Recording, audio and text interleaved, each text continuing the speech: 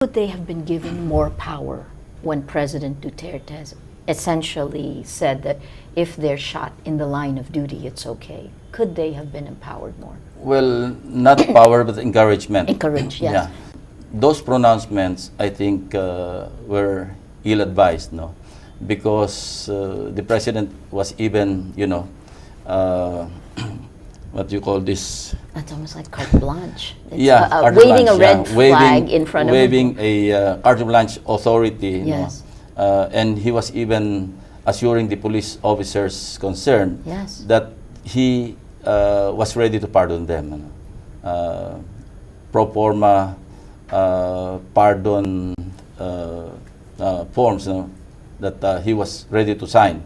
He even went to that extent. That would embolden the police to just do their thing, Yes. without any, without thinking of any accountability.